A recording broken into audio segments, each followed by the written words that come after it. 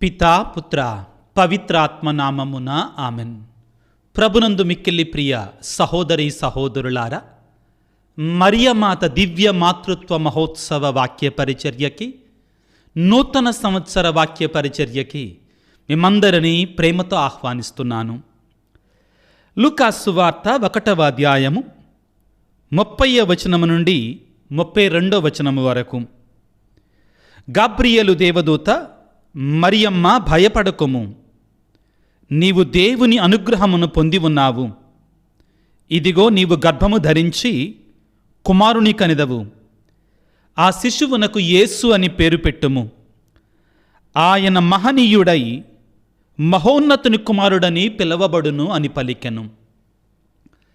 ప్రభునందు మిక్కిలి ప్రియులకు సహోదరి సహోదరులారా, మున్ముందుగా మీకందరికీ కూడా నూతన సంవత్సర, అదేవిధంగా మరియమాత దివ్య మాతృత్వ మహోత్సవ శుభాకాంక్షలు తెలియచేస్తున్నాను.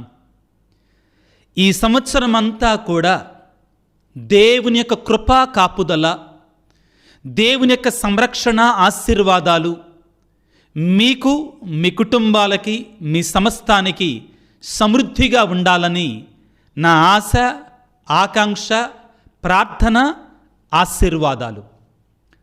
ప్రియులకు దేవుని బిడ్డలారా, ఈ జనవరి 1వ తారీఖున క్రైస్తవ కథోలికులమైనటి మనకి ఒక పండగ కాదు, 3 పండగలు. మొదటిగా ప్రపంచమంతటితో కలిసి మనము నూతన సంవత్సరాన్ని మహోత్సవంగా కొనియాడుతున్నాం.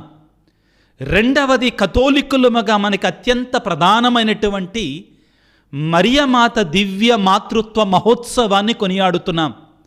అదేవిధంగా మనం రోజులు లెక్క పెట్టుకుంటే ఇది 8వ నాడు యేసు ప్రభునికి పేరు పెట్టినట్టు పండగగా కూడా మనం చేసుకోవచ్చు. మరి ముఖ్యంగా 4వది కూడా ఉందండి. ఏమిటి అంటే, కథోలిక శ్రీసభ ప్రకారం జనవరి 1 ప్రపంచ శాంతి దినోత్సవంగా కూడా కొనియాడుకుంటాం. ఈ రీతిగా ఈరోజు జనవరి 1వ తారీఖు కథోలికులము, దేవుని బిడ్డలమైన క్రైస్తవులమైన మనకి అత్యంత పవిత్రమైన, ప్రశస్తమైనటువంటి పండగ, మహోత్సవం. ప్రియులకు దేవుని బిడ్డలారా, ఇదిగో ఈనాడు యావత్ కథోలిక శ్రీసభ మరియమాత దివ్య మాతృత్వ మహోత్సవాన్ని కొనియాడుతుంది. ప్రియులారా, ఈ లోకములోనికి వచ్చేటి ప్రతి వ్యక్తికి కూడా ఒక తల్లి ఉంటుంది. ఆ తల్లి ప్రేమ ఆ బిడ్డని పోషిస్తుంది, బ్రతికిస్తుంది, నడిపిస్తుంది, ప్రోత్సహిస్తుంది. ప్రియులకు దేవుని బిడ్డలారా, తల్లి ప్రేమకు మించిన ప్రేమ మరొకటి ఈ లోకంలో లేదు. తద్వారా తండ్రి ప్రేమను తక్కువ చేయటం కాదు, కానీ తల్లి ప్రేమ తల్లి ప్రేమే. చివరికి మన భారతీయ సంప్రదాయంలో కూడా మాతృదేవోభవ, పితృదేవోభవ, ఆచార్య దేవోభవ అంటారు. ఆ దేవునితోనే తల్లికి సమానమైనటువంటి స్థానాన్ని ఇస్తారు. తల్లి, తండ్రి, గురువు, దైవం అంటారు. ప్రియులారా, ఈ మొట్టమొదటి రోజునే దేవుడు మనకి నూతన సంవత్సరాన్ని ప్రారంభించుకుంటుండగా, క్రొత్త సంవత్సరంలో అడుగుపెట్టుతుండగా తన తల్లినే మనకు తల్లిగా ఇచ్చి, ఈ సంవత్సరం అంతా కూడా ఆ మరియమాత యొక్క మధ్యస్థ ప్రార్థన ద్వారా, ఆ మరియమాత యొక్క తల్లి ఆదరణలో మనం ముందుకు సాగాలని తల్లి శ్రీసభ మరియమాత యొక్క దివ్య మాతృత్వ మహోత్సవాన్ని ఈ మొదటి రోజున కొనియాడుకోవటానికి మనకి అవకాశం ఇస్తుంది. ప్రియులారా, కొన్ని సంఘటనలు చరిత్రలో జరిగినటువంటి వాటిని మనం ఎన్నిసార్లు విన్నా కానీ మనం భావోద్వేగానికి గురి అవుతుంటాం. ఎన్నిసార్లు విన్నా కానీ వాటి నుండి మనం ఆదర్శాన్ని స్వీకరించవచ్చు. ఎన్నిసార్లు విన్నా కానీ అది మనకు కొత్తగానే కనబడుతుంది. ప్రియులకు దేవుని బిడ్డలారా, అటువంటిదే థామస్ ఆల్వా ఎడిసన్ గారి యొక్క జీవితంలో జరిగినటువంటి ఒక గొప్ప సంఘటన. ఈ థామస్ ఆల్వా ఎడిసన్ గారిని 19వ శతాబ్దపు మహా గొప్ప శాస్త్రవేత్త అనడం అతిశయోక్తి కాదు. ప్రియులకు దేవుని బిడ్డలారా, కారణం ఏమిటి అంటే, థామస్ ఆల్వా ఎడిసన్ గారు 1000కి పైగా ఆవిష్కరణలు ఆయన కనుగొన్నాడు. 1000కి పైగా కొత్త కొత్త వస్తువులని ఆయన కనిపెట్టినట్టు మహా గొప్ప శాస్త్రవేత్త ఒక క్రైస్తవుడు. ప్రియులకు దేవుని బిడ్డలారా, అయితే ఆయన కనుగొన్నటువంటి వాటిలో కొన్ని ముఖ్యమైనటువంటివి ఏమిటి అంటే, ప్రియులకు దేవుని బిడ్డలారా, విద్యుత్ బల్బు, ట్యూబ్ లైట్ కానీ విద్యుత్ బల్బు కానీ ఆయన కనిపెట్టినట్టు భాగ్యమే. ఆ తరువాత ఫోనోగ్రాఫ్ అంటారండి. అంటే మనకి ఆ పాతకాలంలో మనకి ఫోన్లు ఉండేవి కాదు, కానీ దానికి ముందుగా ప్రియులారా ఇదిగో ఫోనోగ్రాఫ్ ఉండేదండి. ఆ తరువాత చలనచిత్ర మనం ఇప్పుడు కెమెరాలు ఉన్నాయి కదా, అది సెల్ ఫోన్లో కావచ్చు, లేకపోతే నికాన్, లేకపోతే పానాసోనిక్, సోనీ, ఈ కెమెరాలు ఉండొచ్చు గాక. వీటన్నిటికీ కూడా ఆద్యుడు ఆయనే. వీటన్నిటి కనిపెట్టింది ఆయనే మొదటిగా కనిపెట్టాడు. ఆ తరువాత విద్యుత్ పంపిణీ వ్యవస్థ, మనకి చాలా చోట్ల ఈ పవర్ సెంటర్ అని ఉంటుంది కదండి, విద్యుత్ కేంద్రం అని ఉంటుంది కదా, ఆయనే వాటిని కనిపెట్టింది. ఒక రకంగా చెప్పాలి అంటే ఆయన 1000కి పైగా ఆవిష్కరణలకి ప్రపంచంలో పేటెంట్ రైట్ ఆయన పేరు మీద ఉంది. ప్రియులారా, మహా గొప్ప శాస్త్రవేత్త, మహాజ్ఞాని.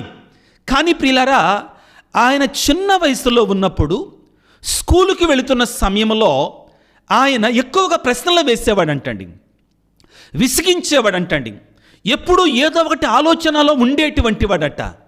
అయితే ఒక రోజున ఆయన స్కూల్లో నుంచి ఆయన క్లాస్ టీచరు వాళ్ళ అమ్మకి ఒక ఉత్తరం రాశాడు.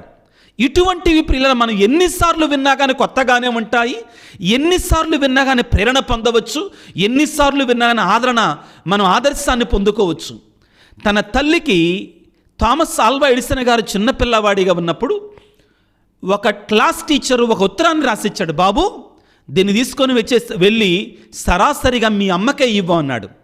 థామస్ ఆల్వా ఎడిసన్ గారు విధేయతతోటి వాళ్ళ తల్లికి తీసుకొని వచ్చాడు. వాళ్ళ అమ్మ ఆ ఉత్తరాన్ని తెరిచి చూసి కళ్ళమ్మటి నీళ్లు పెట్టుకుంది. కానీ తన కొడుక్కి ఆ కళ్ళ నీళ్లు కనపడనీలా. ఆ తల్లి ఆ ఉత్తరాన్ని ఈ విధంగా చదివింది. నాయనా, నీకు ఎంతో జ్ఞానం ఉందంటయ్యా. ఈ పాఠశాలలో పిల్లలు గురువులు నీ స్థాయికి చేరుకోలేరంటయ్యా. కాబట్టి ఇకపై నుంచి నన్నే నీకు చదువు చెప్పమంటున్నారు. నాకెంత భాగ్యం ఇచ్చారో చూడండి మీ స్కూలు వాళ్ళు అని ఆ యొక్క తల్లి, థామస్ ఆల్వా ఎడిసన్ గారి యొక్క తల్లి తన కుమారునికి చదివి వినిపించి ఆ రోజు నుండి థామస్ ఆల్వా ఎడిసన్ గారు ఎప్పుడూ కూడా స్కూలుకి వెళ్ళలేదండి. తల్లే తన కుమారుడికి చదువులు చెప్పింది. థామస్ ఆల్వా ఎడిసన్ గారికి చదువులు చెప్పింది. ఆ తర్వాత ఆయన మహాజ్ఞాని అయ్యాడు, గొప్ప శాస్త్రవేత్త అయ్యాడు, ప్రపంచ ప్రఖ్యాతిగాంచినటువంటి మహాజ్ఞాని అయిపోయాడు. ఆ తరువాత తల్లి మరణించింది. తల్లి మరణించిన కొన్ని సంవత్సరాలకి తన తల్లి వస్తువులు సర్దుతూ ఉండగా తన క్లాస్ టీచర్ రాసినటువంటి ఆ ఉత్తరం బయటపడింది. కుతూహలముతో ఆ ఉత్తరంలో ఏముందా అని ఆయన బయటికి తీసి చదివితే ఈ విధంగా రాయబడి ఉంది.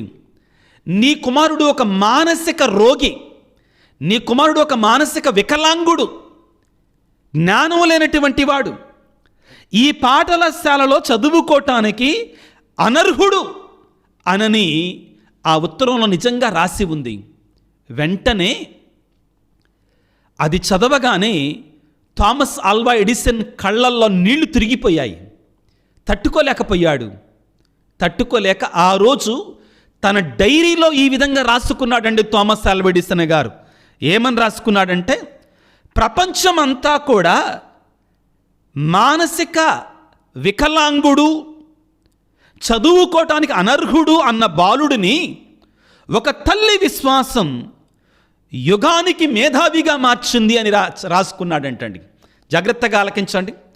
ప్రపంచమంతా కూడా నీ కుమారుడు, ఈ పిల్లవాడు ఒక మానసిక వికలాంగుడు, చదువుకోవటానికి అనర్హుడు అని చెబితే ఒక తల్లి విశ్వాసం ఆ కుర్రవాణ్ణి యుగానికి మేధావిగా మార్చింది అని రాసుకున్నాడట.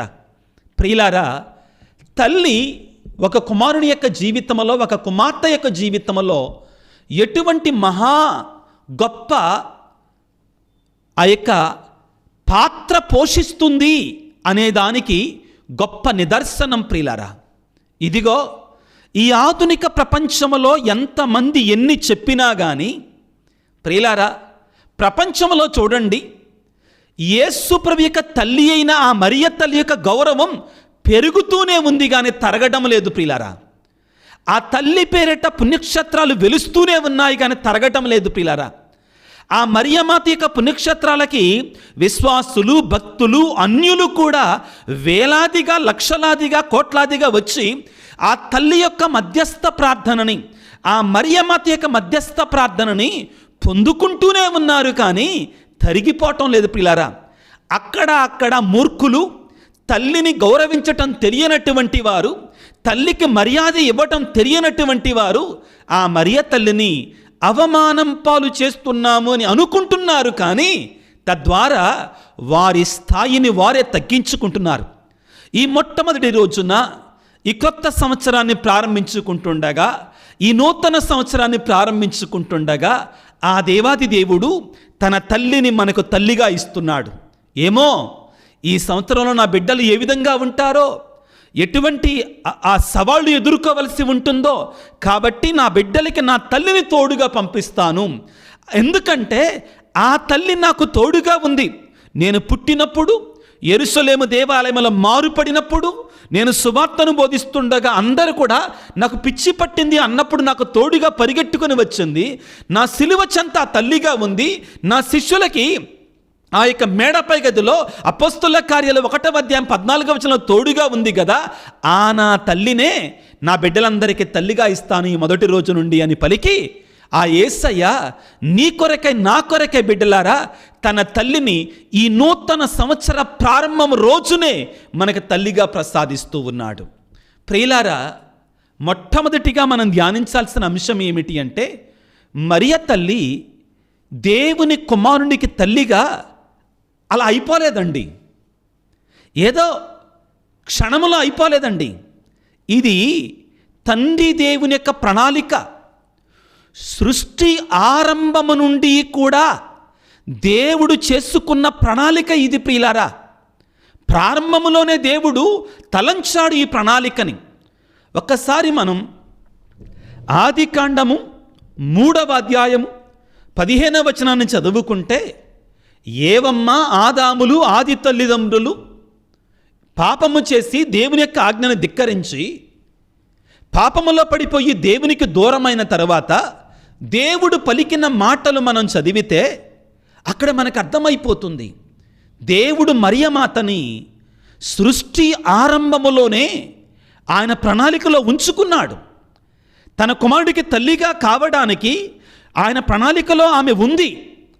ఆయన మరియమాత దేవునికి తల్లి కాబోతుందని ఆయన ముందుగానే ఏర్పరచుకున్నాడని మనకు అర్థమవుతుంది. ఆదికాండం 3వ అధ్యాయం 15వ వచనంలో సాతానుతో దేవుడు పలుకుతున్నాడు, పిల్లరా, నీకును స్త్రీకిని, నీ సంతతికిని స్త్రీ సంతతికిని వైరము కలుగును. ఎవరికెవరికంటండి? సాతానుకి, స్త్రీకి. ఇక్కడ పిల్లరా దేవుడు స్పష్టంగా నీ సంతతికి స్త్రీ సంతతికి వైరము కలుగుతుంది అని పలికి ఉండవచ్చు, ఆగిపోవచ్చు అక్కడ. కానీ ఏమంటాడంటే నీకు స్త్రీకి కూడా వైరము కలుగుతుంది. అంటే ఆ పుట్టబోయే స్త్రీ కూడా పాపము లేకుండా జన్మించాలి. ఎందుకంటే ఇక్కడ పాపానికి పాపరహితకి మధ్యలో పోలిక చెప్తున్నాడు దేవుడు. ఆదికాండం 3వ అధ్యాయం 15వ వచనంలో నీకును స్త్రీకిని, ఎవరికి? సైతానుకి. సైతాను పాపానికి గురితైతే స్త్రీ, ఏ స్త్రీ? పుట్టబోయే స్త్రీ. ఎవరు? ఆవిడ మరియ తల్లి. పాపరహిత అయినటువంటి, నిష్కళంకి అయినటువంటి, జన్మ పాపరహితోద్భవి అయినటువంటి మరియమాతకు గుర్తుగా ఉంది. ఆ మరియమాతే ఇక్కడ పలికింది, ప్రియులారా, నీ సంతతికి నీ స్త్రీ సంతతికి తీరని వైరము కలుగును.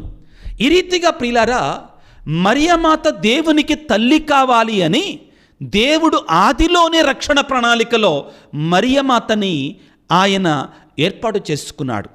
ఆ తరువాత మనం దేవుని యొక్క వాక్యాలను చూస్తే, ప్రవక్తల గ్రంథాలు, ప్రవచనాల ద్వారా మనకు అర్థమయ్యేది ఏమిటి అంటే, ఆ మరియమాతను గురించి పలు సందర్భాలలో దేవుడు ప్రవక్తల ప్రవచనాల ద్వారా ఇదిగో ప్రకటింపచేశాడు. ప్రియులకు దేవుని బిడ్డలారా, ఆదికాండము 3వ అధ్యాయం 15వ వచనాన్ని మనం చదువుకున్నాం. ఇర్మియా గ్రంథం 1వ అధ్యాయం 5వ వచనములో నిన్ను మాతృగర్భమున రూపొందింపక ముందే నేను నిన్ను ఎరిగి ఉన్నాను అన్నాడు. ప్రియులారా, ఒక మనిషిని దేవుడు మాతృగర్భములో పడక ముందే ఆయన ఏర్పాటు చేసుకుంటే, తన కుమారునికి తల్లిగా దేవునికి తల్లి కాబోతున్నటువంటి ఆ తల్లిని ఎప్పుడు ఏర్పాటు చేసుకుని ఉండాలి? ఒక్కసారి ఆలోచించండి. ఒక మానవ మాతృలమైనట్టు మనం ఈ లోకంలో పుట్టక ముందే, దేవుడు మాతృగర్భంలో పుట్టక ముందే మనం ఎరిగి ఉన్నాడు అంటే, మరి తన కుమారునికి తల్లి కాబోతున్నట్టు మరియమాతని ఆయన ఇంకా ఎంత ముందుగా ఎన్నుకొని ఉండాలి? ఆత్మపరిశీలన చేసుకోండి. యెషయా గ్రంథములో 7వ అధ్యాయం 14వ వచనం ఇంకా వివరంగా, ప్రియులారా, ఇదిగో కన్య గర్భవతి అయి కుమారుని కనును, అతనికి ఇమ్మానుయేలు అని పేరు పెట్టెదరు. క్రీస్తు ప్రభువు జన్మించక ముందే సుమారుగా 600-700 సంవత్సరాల క్రితమే ఇదిగో కన్య గర్భము ధరించి కుమారుని కంటుంది అని మరియ తల్లిని గురించి ప్రవచనము చెప్పబడింది పిల్లరా. కాబట్టి మనకేమర్థమవుతుంది? దేవుడు పుట్టబోయేటువంటి ఆ యొక్క తన కుమారునికి తల్లిగా ఉండబోయే మరియ తల్లి గురించి రక్షణ ప్రణాళికలో ప్రియులారా సృష్టి ఆరంభము నుండి కూడా ఏర్పాటు చేసుకున్నాడు. రెండవ అంశం, ప్రియులకు దేవుని బిడ్డలారా, పరిశుద్ధ బైబిల్ గ్రంథములో మరియమాతని స్పష్టముగా దేవుని తల్లి అని రాయబడి ఉందండి. ఇది ఎవరు కూడా కాదనలేరు. ఇంకా ఆమె ముమ్మాటికి దేవుని తల్లే. కారణం బైబిలే చెప్తుంది కాబట్టి. ఎవరైనా కానీ లేదు ఆవిడ దేవుని తల్లి కాదు అంటే వాడు బైబిలుకి వ్యతిరేకంగా మాట్లాడుతున్నటువంటి వాడితో సమానం. దేవుని యొక్క వాక్యానికి విరుద్ధంగా మాట్లాడుతున్నటువంటి వానితో సమానం. వాక్యాన్ని చదువుకుంటే లూకాసు వార్త 1వ అధ్యాయము 31వ వచనములో దేవదూత మరియ తల్లి దగ్గరికి వచ్చి, అనుగ్రహ పరిపూర్ణురాల నీకు శుభమని పలికిన తర్వాత, మరియమ్మ నువ్వు భయపడకము, నీవు దేవుని అనుగ్రహమును పొంది ఉన్నావు. ఇదిగో నీవు గర్భము ధరించి కుమారుని కనెదవు. ఆ శిశువునకు యేసు అని పేరు పెట్టము. ఆయన మహనీయుడై మహోన్నతుని కుమారుడిగా పిలువబడతాడు. మహోన్నతుడు అంటే ఎవరు? పరలోకములో మహోన్నతునికి మహిమ, భూలోకములో మంచి మనసు గల వారికి శాంతి సమాధానం. ఆ పుట్టబోయే కుమారుడు మహోన్నతుని కుమారుడని పిలువబడతాడు. దేవుని కుమారుడని పిలువబడతాడు. దేవుని కుమారునికి జన్మనిచ్చిన తల్లి ఏమవుతుందండి? దేవుని తల్లి అవుతుంది. ఇందులో ఎటువంటి తేడా లేదు. ఇంకా మనం ఒక్కడుగు ముందుకు వేసి వాక్యాన్ని ఆలకించుదాం. లూకాసు వార్త 1వ అధ్యాయము 43వ వచనములో ఎలిజబెత్ అమ్మ బాప్తిస్మ యోహాను గారికి తల్లి మహాపరిశుద్ధురాలు మరియ తల్లిని చూచిన పలికిన మాటలు ఏమిటి అంటే, లూకా 1:42, నా ప్రభువు తల్లి నా యొద్దకు వచ్చుట నాకు ఎలాగు ప్రాప్తించను, నా దేవుని తల్లి నా యొద్దకు వచ్చుట నాకు ఎలాగు ప్రాప్తించను అని పలుకుతుంది. స్వయముగా ఒక పరిశుద్ధురాలు బైబిల్ గ్రంథములో దేవుని యొక్క వాక్యముగా నా ప్రభువు తల్లి నా దేవుని తల్లి నా యొద్దకు వచ్చుట నాకు ఎలాగూ ప్రాప్తించనని పలుకుతుంది. కాబట్టి మరియమాత ముమ్మాటికి దేవుని తల్లి పిల్లరా. ఇదిగో శ్రీసభ ప్రారంభము నుండి కూడా మరియమాతని ప్రియులారా ఏమని పిలిచేవారు అంటే థియోటోకోస్ అని పిలిచేవారు. థేయో అంటే గ్రీకు భాషలో దేవుడు, దేవుని అని అర్థం ప్రియులారా. టోకోస్ అంటే జనని అని అర్థం, అంటే జన్మనిచ్చినటువంటిది అని అర్థము, తల్లి అని అర్థం. థియోటోకోస్ అంటే దేవుని తల్లి అని అర్థం. ప్రియులకు దేవుని బిడ్డలారా, గలతి పత్రిక 4వ అధ్యాయం 4వ వచనం ఈ విధంగా సెలవిస్తుంది. కాలము పరిపక్వమైనప్పుడు దేవుడు తన కుమారుని పంపెను, ఆయన ఒక స్త్రీ ద్వారా జన్మించనని రాయబడి ఉంటుంది. ఎవరు ఆ స్త్రీ? మరియ తల్లి, దేవుని తల్లి, మనందరి తల్లి. ప్రియులారా, ఈ నూతన సంవత్సరాన్ని ప్రారంభించుకుంటుండగా మరియమాత దివ్య మాతృత్వము, దేవుని తల్లి అనేటువంటి ఆ యొక్క వాక్యాన్ని మనం ధ్యానం చేసుకుంటున్నాం. ఆ సత్యాన్ని మనం ధ్యానం చేసుకుంటున్నాం. ఇక్కడ మనం గుర్తుంచుకోవాల్సింది ఏమిటి అంటే ప్రియులారా, ఈ మధ్యకాలంలో అక్టోబర్ మాసంలో పరిశుద్ధ లియో పాపు గారు మనకి ఒక పత్రాన్ని విడుదల చేయటం జరిగింది. దాని పేరు ఏంటి అంటే మాటర్ పోపులి ఫిదేలిస్. మాటర్ పోపులి ఫిదేలిస్. ఈ పత్రాన్ని విడుదల చేసిన తర్వాత చాలామంది అత్యుత్సాహము కలిగిన ప్రొటెస్టెంట్ సహోదరులు, ముఖ్యంగా యూట్యూబ్ ద్వారా ప్రచారం పొందినట్టు కొంతమంది ప్రొటెస్టెంట్ సహోదరులు అదిగో మరియ తల్లిని ఆరాధించవద్దని పాపుగారి పత్రము ద్వారా తెలియజేస్తున్నాడు, కాబట్టి ఇప్పటి వరకు కూడా మనం వాదించిన వాదన నిజమైంది అన్నాడు. వాళ్ళందరికీ చెప్పాలనుకుంది ఏంటంటే, మూర్ఖులారా, అసలు మరియ తల్లిని కథోలిక శ్రీసభ ఆరాధించదో. ఆమెను దేవుని తల్లిగా గౌరవిస్తాం, ఆమెను సముచితంగా గౌరవిస్తాం కథోలిక శ్రీసభ. అది మొదటిదైతే, రెండవది అటువంటి అర్థము తెలియనటువంటి వారికి ఇదిగో ఇటాలియన్ భాషలో ఉన్నటువంటి ఆ పదాల అర్థాన్ని చెప్తాను. ఏంటంటే, మాటర్ పోపులి ఫిడెలిస్ అంటే పిల్లల విశ్వసించు జనుల యొక్క తల్లి, విశ్వాసుల జనుల యొక్క తల్లి. ప్రియులారా, ఆ పత్రం పేరే మరియ తల్లి. పాపుగారు ఆ పత్రానికి మరియ తల్లి పేరు పెట్టి గౌరవించుకున్నాడు. ఆ పత్రములో పాపుగారు మొట్టమొదటిగా చెప్పింది ఏమిటి అంటే, ఈనాడు మనం పండగగా కొనియాడుకుంటున్నటువంటి విశ్వాస పరమరహస్యము ఏమిటి అంటే, మరియమాత ముమ్మాటికి దేవుని యొక్క తల్లి టెయోటోకోస్ అని వాదించారు. ఆ తరువాత ఆయన చెబుతూ 2 విషయాల గురించి జాగ్రత్త పడమన్నారు. ఏమిటి?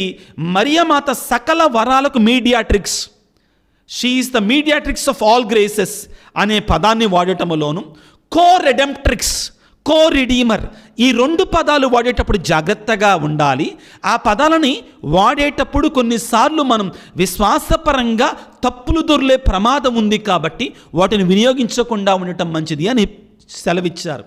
ఇక్కడ మీకు అందరికీ తెలియాల్సింది ఏమిటి అంటే, శ్రీసభ ప్రారంభము నుండి కూడా కొన్ని సందర్భాలలో శ్రీసభలో పాపుగారి యొక్క పత్రాల ద్వారా కొన్ని వివరణలు ఇవ్వడం అనేటువంటి సర్వసామాన్యం. తద్వారా పాపుగారు మరియ తల్లి యొక్క గౌరవాన్ని పెంచుతున్నారే కానీ ఏ కోశమందున ఇసుమంతైనా కానీ మరియ తల్లి యొక్క గౌరవాన్ని తగ్గించటం లేదని అటువంటి వారు తెలుసుకోవాలి. నీవు నేను కూడా తెలుసుకోవాలి. ఇంకా ఎక్కువగా మరియ తల్లిని గౌరవించాలి, జపమాలలు జపించాలి. ఆ తల్లి యొక్క మధ్యస్థ ప్రార్థన ద్వారా ఈరోజు ఈ నూతన సంవత్సరం రోజున రానున్న దినాలన్నిటిలో కూడా మనందరము కూడా ఆ తల్లి యొక్క మధ్యస్థ ప్రార్థన ద్వారా పొందుకోవాలి. ప్రియులారా, ఆ మరియమాత దేవుని తల్లి అనే సత్యాన్ని మనం వాక్యము ద్వారా మనం తెలుసుకున్నాం. ఇప్పుడు మనం గమనించాల్సింది ఏమిటి అంటే, ఆ తల్లిని స్వయంగా యేసు ప్రభువే మనకు తల్లిగా ఇచ్చాడు, మనకు ఆదరణగా ఇచ్చాడు, మనకి ఈ విశ్వాసములు నడిపించే నాయకిగా మనకిచ్చాడు. ఇదిగో యోహాను సువార్త 19వ అధ్యాయం 26-27 వచనాలు చదువుకుంటే, మరియమాత యేసు ప్రభు సిలువలో కొన ప్రాణముతో ఉండగా, సిలువపై వేలాడుతూ ఉండగా, సిలువ చెంత ఉన్నదని తెలుసుకొని ఆ యేసయ్య ఆ తల్లిని యోహాను గారికి ఇదిగో నీ తల్లి అని పలికాడు. తద్వారా ఆ తల్లిని యోహాను గారికి మాత్రమే కాదు కానీ సకల మానవాళికి, విశ్వసిస్తున్న నీకు నాకు అందరికీ కూడా తల్లిగా ప్రసాదించాడు. అదేవిధంగా ప్రియులకు దేవుని బిడ్డలారా, యెషయా గ్రంథము 66వ అధ్యాయం 13వ వచనము మనం చదువుకుంటా. ప్రియులారా, దేవుడు మనల్ని ఒక తల్లిలాగా ఆదరిస్తాడు అన్నాడు. అవును ప్రియులకు దేవుని బిడ్డలారా, మరియ తల్లి రూపములో మనల్ని ఆదరిస్తాడు. మనము దర్శన గ్రంథము 12వ అధ్యాయం 17వ వచనం మనం చదువుకుంటే, ఇదిగో ఆ స్త్రీ సంతానము సర్పముతో యుద్ధము చేయుచుండెను అని పలికాడు. ఈనాడు ఆ స్త్రీ సంతానం అనేటువంటి యేసు ప్రభు మనకు తోడుగా ఉండి మనల్ని నడిపిస్తాడు. ప్రియులకు దేవుని బిడ్డలారా, ఇక్కడ మనం గమనించాల్సింది ఏమిటి అంటే, యేసు ప్రభు మన సహోదరుడు, మనం ఆయన శరీరములో భాగస్థులం. క్రీస్తు ప్రభువుకి జన్మనిచ్చిన ఆ తల్లి ఆత్మీయంగా మనకు కూడా జన్మనిచ్చింది. మనము కూడా ఆ తల్లి బిడ్డలం. ఆ తల్లి మన తల్లి. ప్రియులారా, అమ్మ లేనటువంటి వాడు అనాథ, తల్లి లేనటువంటి వాడు అనాథ.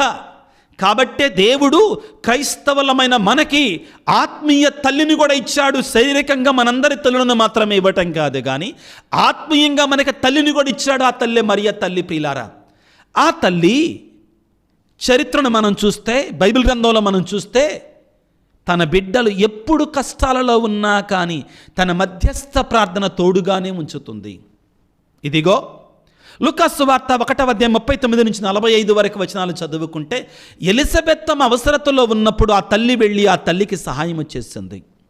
ఆ తరువాత యోహాను సువార్త 2వ అధ్యాయము 3వ వచనం నుంచి మనం చదువుకుంటే, కానాపల్లి పెళ్లిలో ఆ వివాహములో అవసరతలో ఉన్నటువంటి వారికి ఆ మరియ తల్లి కుమారుని ప్రేరేపించి అద్భుతాన్ని చేయించడం ద్వారా సహాయం చేస్తుంది. ప్రియులారా, ఈ ప్రపంచము కానాపల్లి పెళ్ళి అయితే నీవు నేను అందులో సభ్యులము. మనందరికీ మరియ తల్లి యొక్క సహాయం అవసరం. ఆ తల్లి సహాయం చేస్తుంది. ఆ తరువాత సిలువ చెంతన ఉండి ఏ విధంగా తన కుమారునికి ఆదరణనిచ్చిందో, తోడునిచ్చిందో, నీవు నేను శ్రమలు పొందుతున్నప్పుడు ఆత్మీయ జీవితంలో ఆ మరియ తల్లి మనకు తోడుగా ఉంటుంది. ఆ తర్వాత అపోస్తుల కార్యాలు 1వ అధ్యాయం 14వ వచనం నుంచి మనం చదువుకుంటే, ఆ మేడపై గదిలో ప్రియులారా భయముతో బిక్కుబిక్కుమంటున్నటువంటి ఆ సంఘానికి ఆ తల్లి తోడుగా ఉండను. యేసు తల్లి వాడికి తోడుగా ఉన్నదని చదువుకుంటాం.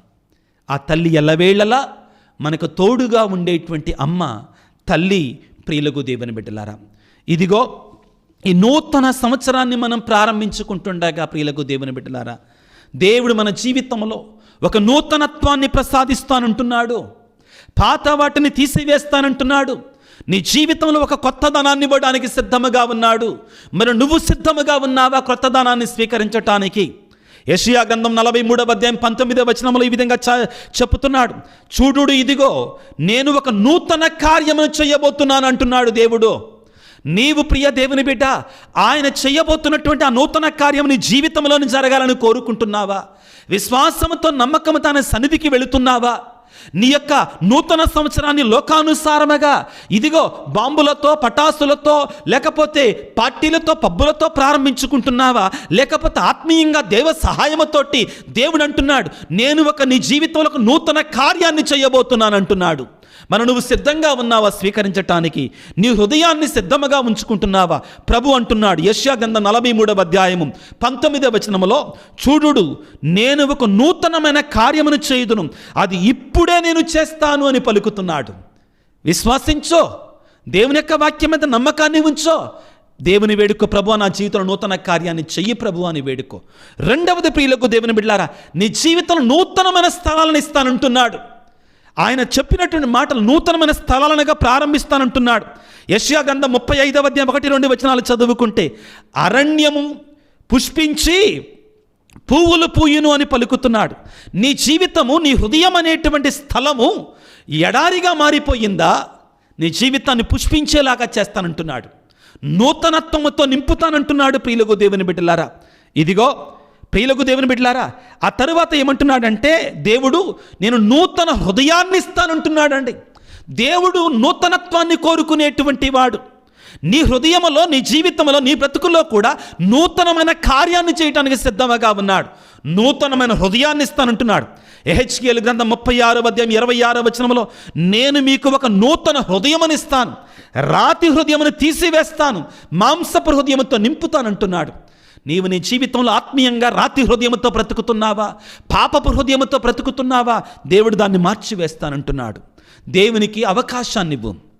దేవునికి అవకాశాన్ని ఇవ్వు. ఆయన సన్నిధికి వెళ్ళి మారుస్తాడు. ఆయన మీద నమ్మకాన్ని ఉంచో.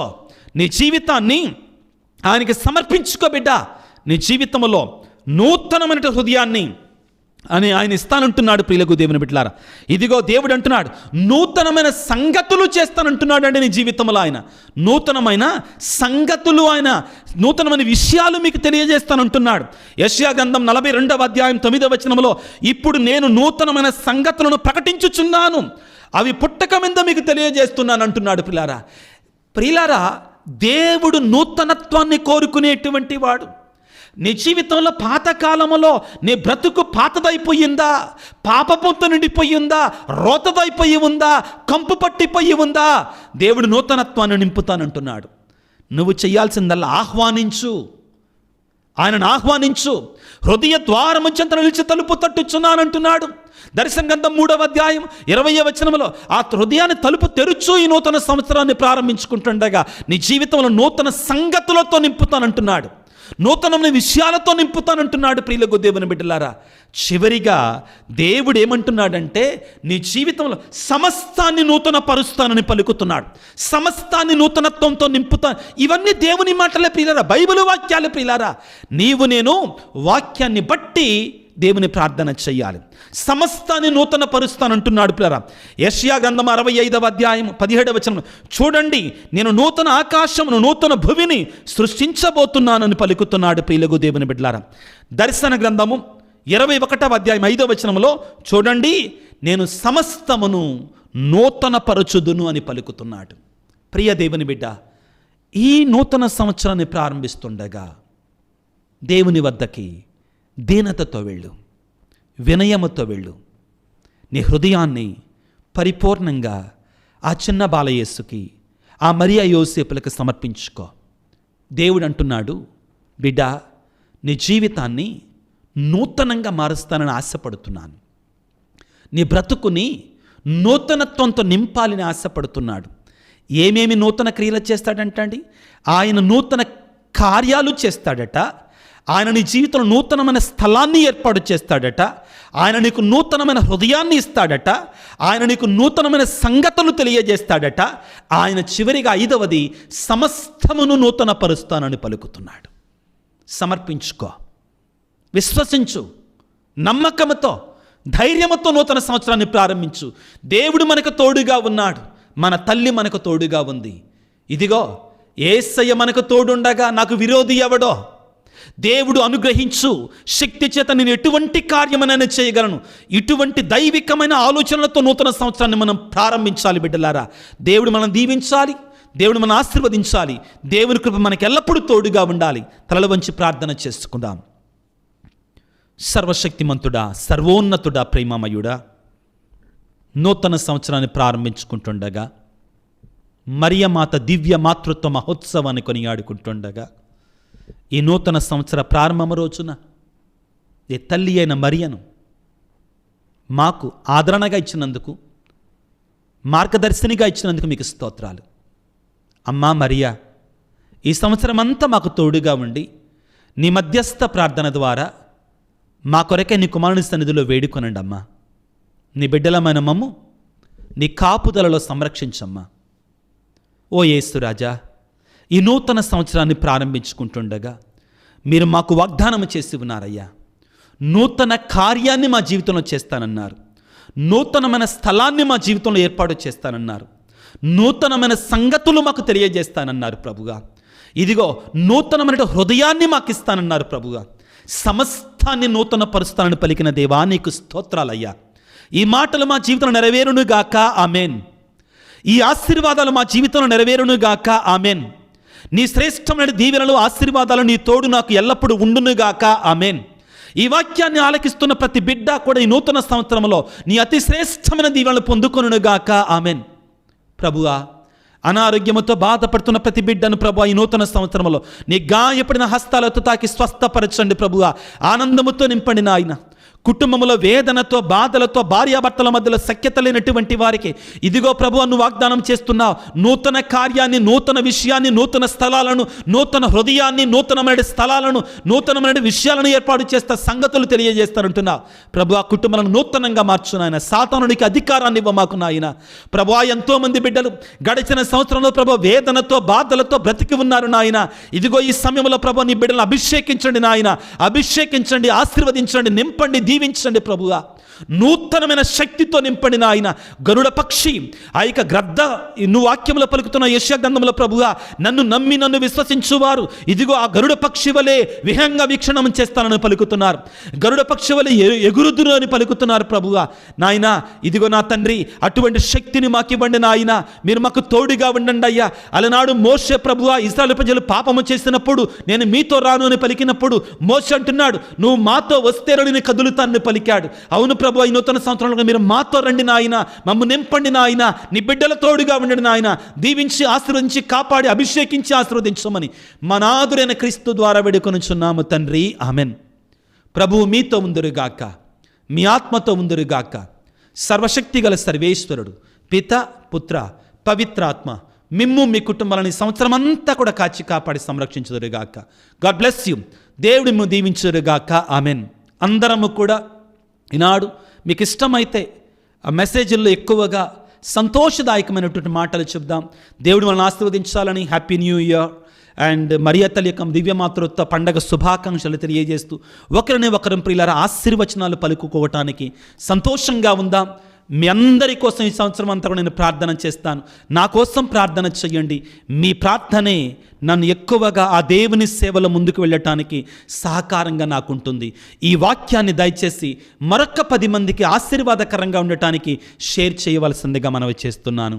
అందరికీ మరొకసారి నూతన సంవత్సర శుభాకాంక్షలు, మరియ మాత యొక్క దివ్య మాతృత్వ మహోత్సవ శుభాకాంక్షలు. God bless you.